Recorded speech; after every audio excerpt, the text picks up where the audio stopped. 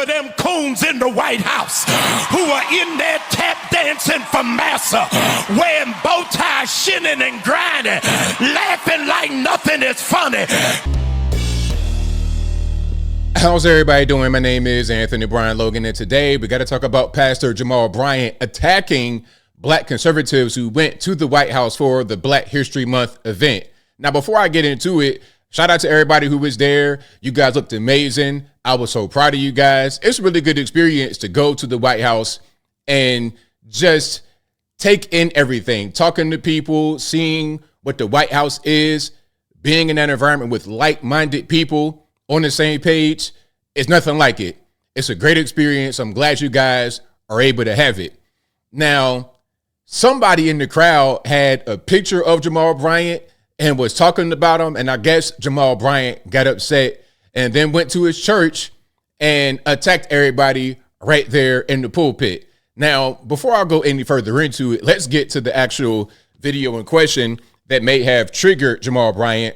And shout out to Craig Long. This is his video right there. You guys, please follow Craig Long on YouTube, follow him on TikTok, follow him on Instagram, follow him everywhere. You see his tag right there, official Craig Long 45. Let's watch this. Then we're going to watch Jamal Bryant's reaction. And shout out to my friend Jasmine right there. And Craig is the one who's recording. You're going to hear his voice. Let's go ahead and check it out. Yeah. Who is that right there? Who that right there? Jamal, what's his name? Yeah. Jamal Bryant. Is that you, Jamal? Is that you, Jamal? Is that you, Jamal? Come on, Jamal. Jamal, you got 4 years. Is that you, Jamal? You got 4 years to find Jesus and get saved for real. Get saved for real, Jamal. Take that double dip. All you have to talk about is take that double dip. Find Jesus for real, Jamal. Right.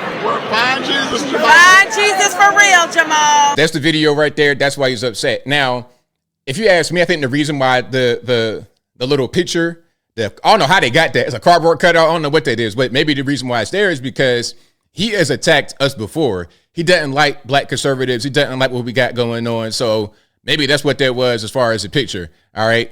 Now let's keep on moving here. This is his response. All right. And I will link to this and that video in the box.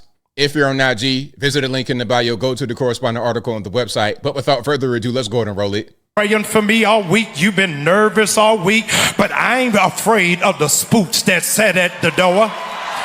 These runaway slaves. Now, in this speech, in this sermon, he's going to say quite a few things that are incorrect. Shout out to Maj Toure. I was watching your video about this, and you correctly mentioned, about the spook who sat by the door. This is a good person, somebody who was able to get inside knowledge from the CIA and then bring it back to the hood and teach them how to go about doing certain things, counterterrorism, just educating people with what he gained from them.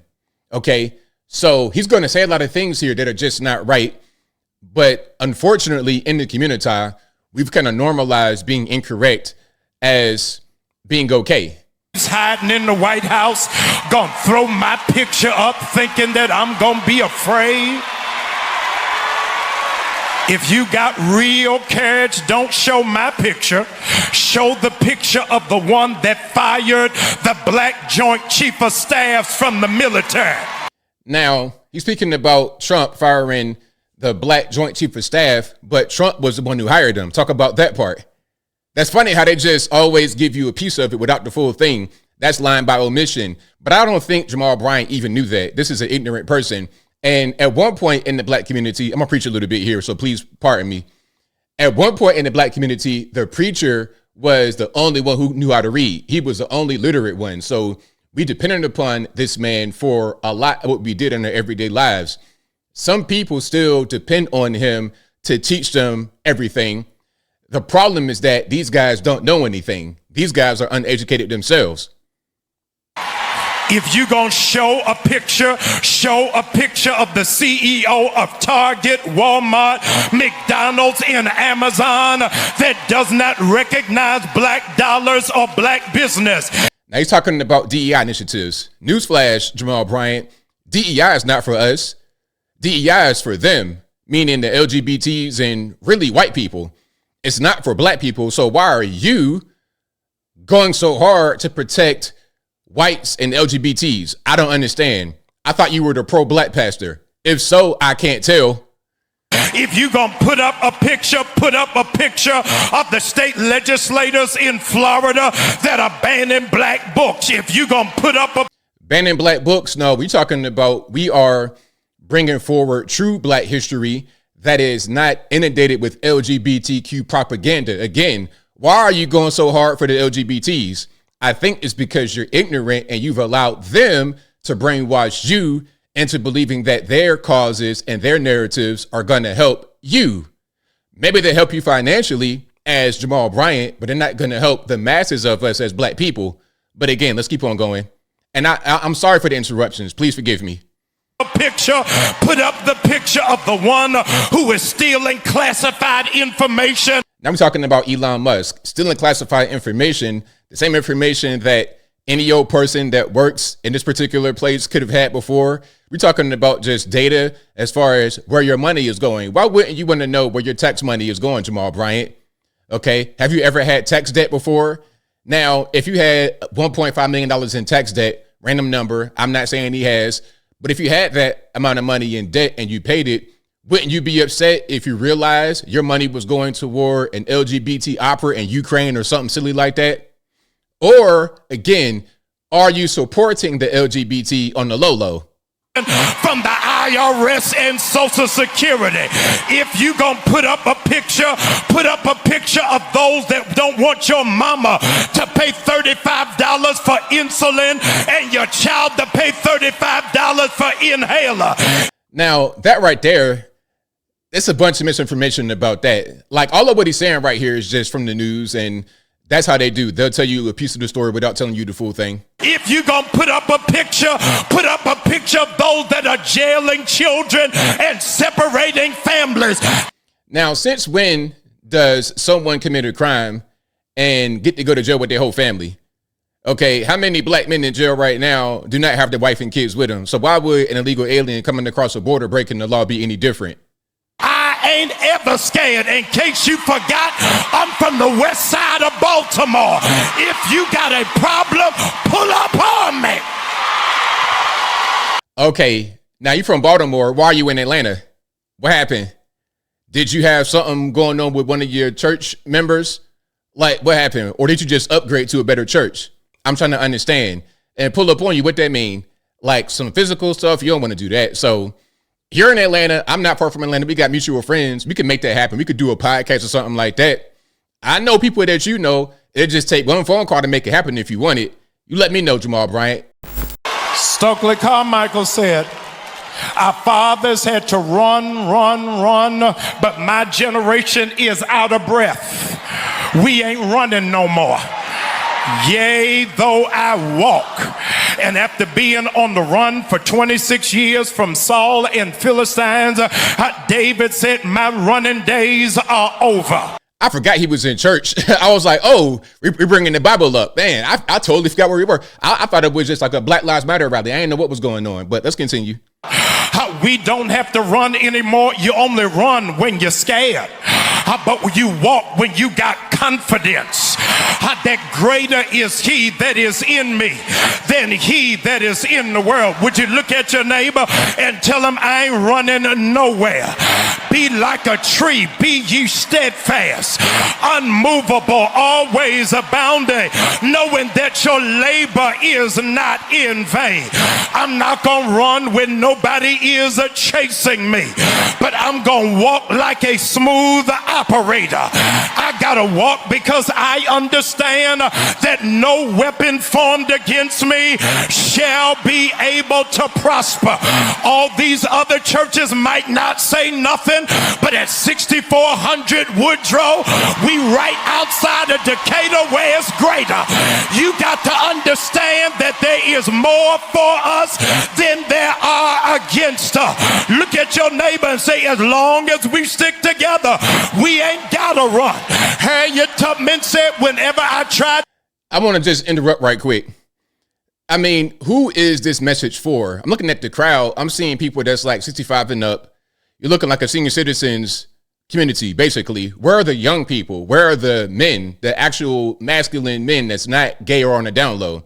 And shout out to all the LGBT dudes, the regular gay people, the regular normies. These are not the ones, you guys are not the ones that are here.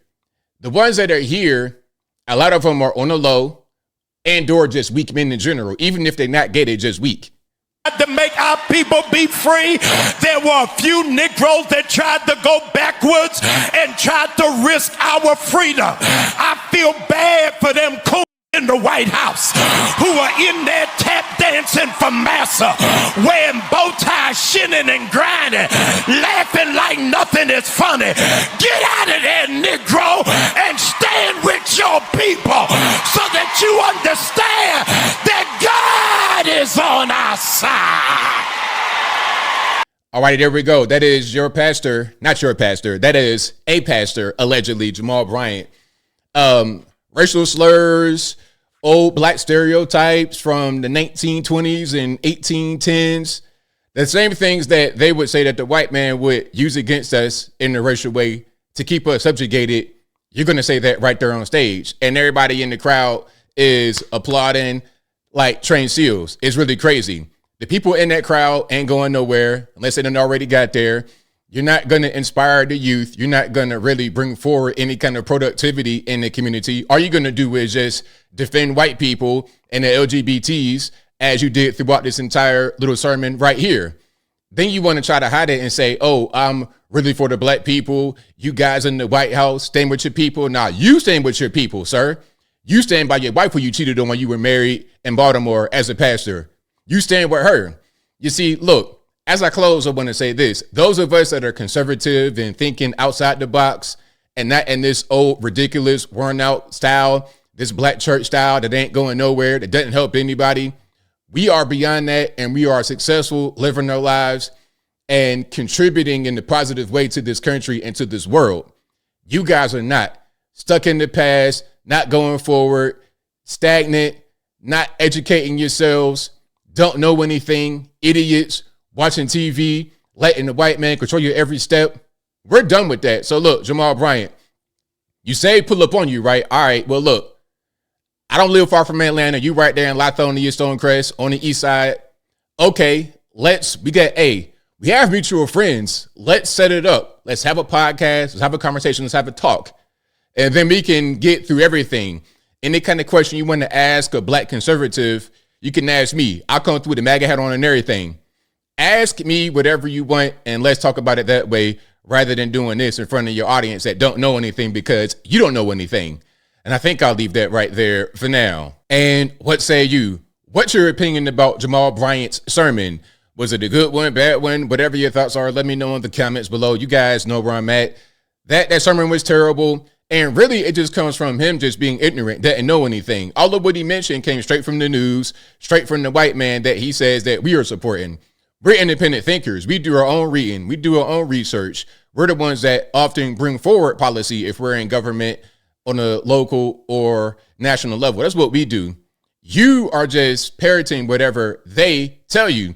If the white man tells you X, Y, and Z, you're going to believe it over the black man. Then at the same time, you get in front of your church and say that we are the ones trying to help the white man, trying to defend the white man, skinning the grinning, and all this, that, and the third. That's not us. That's y'all. That's y'all, not us. Please don't get it twisted. But whatever your thoughts are, please let me know in the comments below. And that's all I got to say for this video. If you like what you heard, please comment, rate, share, and subscribe. Peace.